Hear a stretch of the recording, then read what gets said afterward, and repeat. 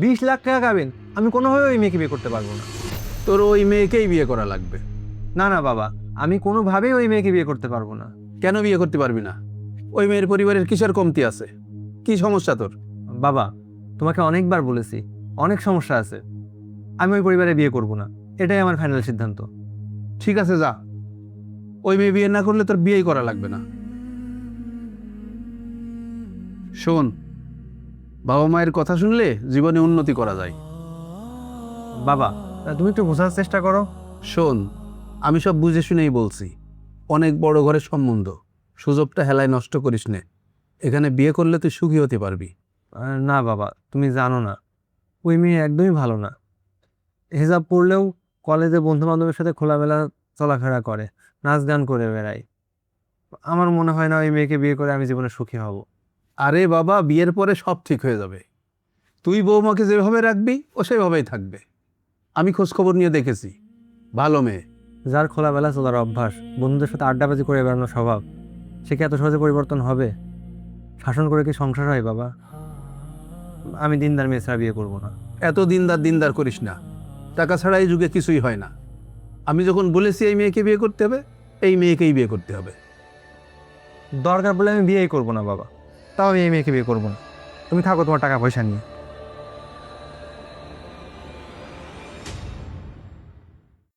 এই দোস্ত, কি হয়েছে তোর? মন খারাপ করে বসে আছিস কেন রে? আর বলিস না, ভেবেছিলাম একজন দিনদার সুন্দরী মেয়েকে বিয়ে করব, কিন্তু বাবাকে কোনোভাবে বোঝাতে পারছি না। বাবা একটা মেয়ে দেখেছে, মেয়েটা একেবারেই দিনদার না, বিপর্দায় চলাফেরা করে, অনেকটাই উচ্ছৃঙ্খল, ইডেন কলেজে পড়াশোনা করে। তাহলে বোঝ, আমি কোনোভাবে বিয়েতে রাজি না, আর বাবা জোর করতেছে ওই মেয়ের সাথে আমাকে বিয়েতে। কেন? কারণ সেদিন বাসায় ঘটক এসে ভাই শোনেন, এই মেয়ের মতো মেয়েই হয় না।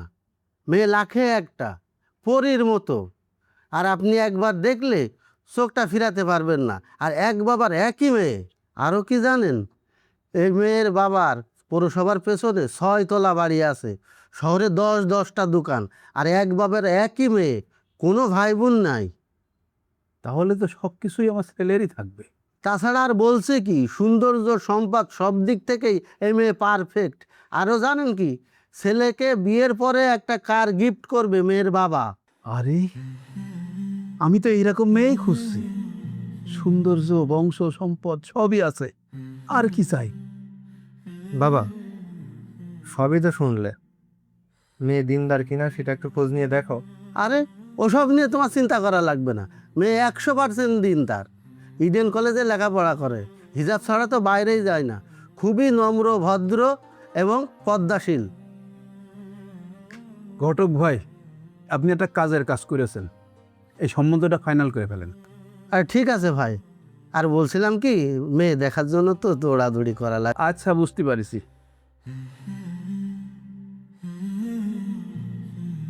এই নেন, আপাতত কাজ চালান, পরে খুশি করে দেব। আচ্ছা ঠিক আছে, তাহলে আমি উঠে। আচ্ছা। দোস্ত, আমি দিনদার মেয়ে ছাড়া বিয়ে করব না, আর এই ঘটক তো দিনদার মেয়ের খোঁজ দিতেই পারছে না। দিনদার মেয়ে খুঁজে ঘটকের কাছে?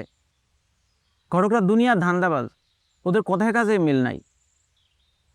তাই তো দেখতেছি, কি করা যায় বলতো? তুই দিনদার মেয়ে খুঁজতেছিস, অর্ধেকদিন.com খোঁজ। অর্ধেকদিন.com, এটা আবার কি? অর্ধেকদিন.com হলো ইসলামিক মেট্রোমনি সাইট। দাঁড়া তোর দেখাচ্ছি। এই ডাক ওদের ফেসবুক পেজ। এখানে গত 5 বছরে 3000 বেশি বিবাহ দেয়া হয়েছে। শত শত বিবাহের ছবি ও ভিডিও আছে।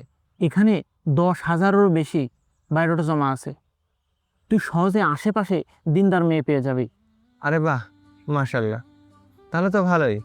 আমরা তো শুধু শুধু ঘটকের পিছনে অর্থ ব্যয় করছি। একটা কাজ করি, অর্ধেকদিন.com-এ মেয়ে খুঁজে দেখি। কিন্তু দোস্ত, আমি ভাবছি আরেকটা কথা, ঘটক তো বাবার ব্রেন ওয়াশ করে ফেলেছে। বাবা কি রাজি হবে? কি করবো বলতো? আচ্ছা শোন, চিন্তা করিস না, আমি আঙ্কেলকে এই বিষয়ে বুঝিয়ে বলবানে। তোর যা ভালো মনে হয় কর, আপাতত আমার একটু একা থাকতে দে। আচ্ছা তাহলে থাক, আমার কাজ আছে, আমি গেলাম। আচ্ছা।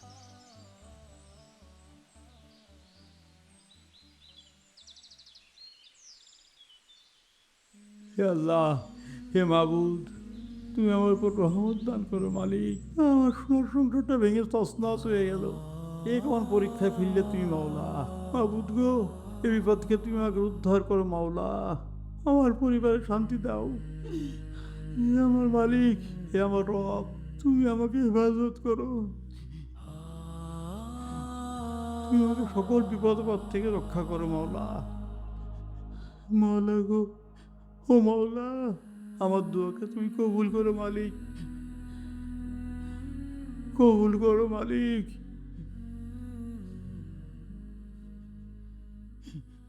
আল্লাহ মামিন। মুস্তফা, তুই এত কান্নাকাটি করছিস কেন? কি হলো? মাহমুদ, আমি খুব বিপদ আছি রে। আমার সংসারটা ভেঙে তছনছ হয়ে গেল। আমি ঘটকের কথায় লোভে পড়ে টাকা পয়সা ধন দৌলত দেখে ছেড়ে গিয়ে বেরিয়েছিলাম। মেয়ের কোনো খোঁজ নেয়নি, তার বংশকে দেখিনি। আর সেই মেয়ে ঘরে আসার পরে আমার ঘরে আগুন ধরে গেছে। মানে কি? এখন কি অবস্থা তাই বল। আমার ছেলে ডিভোর্স হয়ে গেছে, আর ওই মেয়ে, বজ্জাত মেয়ে, আমার ছেলের নামে মিথ্যা মামলা দিয়েছে। বলিস কি? হ্যাঁ রে, আমার সংসার ভেঙে খান খান হয়ে গেছে। আজ আমি দেওয়া ছেলেকে দিনদার মেয়ে রেখে বিয়ে দিতাম, তাহলে আমার ঘরে শান্তি আসতো, আমার ঘরে সুখ। আঙ্কেল, শিহাব চাই দিনদার মেয়ে, আর দিনদার মেয়ের সঙ্গেই ছেলেকে বিবাহ দেওয়া উচিত, না হলে দুনিয়া ও পরকালে ক্ষতিগ্রস্ত হবে ও।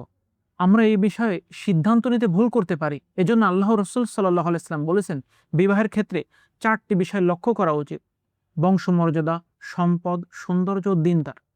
রসুল্লাহ সাল্লাহ সাল্লাম বলেছেন যে তোমরা দিনদার মেয়েকে গুরুত্ব দাও, না হলে তোমরা ক্ষতিগ্রস্ত হবে। আমাদেরকে আল্লাহ রসুল সাল্লাহ সাল্লাম সাবধান করেছেন।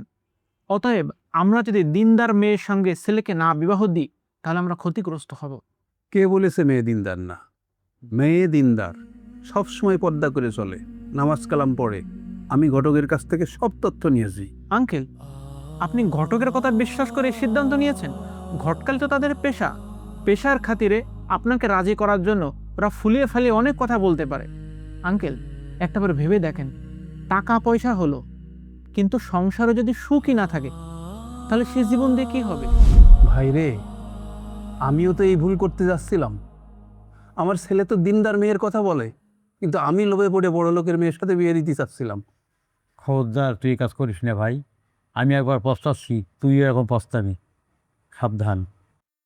শিহাব, ও তুই এখানেই আছিস?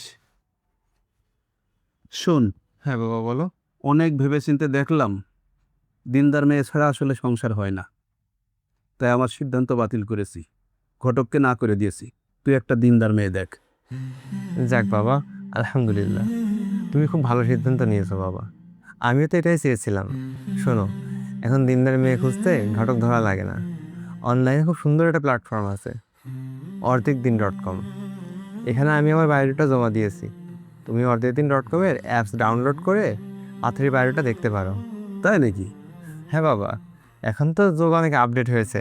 এই দেখো ওদের অ্যাপস, আর এইটা হচ্ছে ওদের ফেসবুক পেজ। এই দেখো, এখানে শত শত বিয়ের ভিডিও রয়েছে, প্রমাণ রয়েছে। ওদের ওয়েবসাইটে প্রায় 10,000-এরও বেশি বায়োডাটা রয়েছে। তাহলে তো ওরা সময় উপযোগী একটা কাজ করেছে।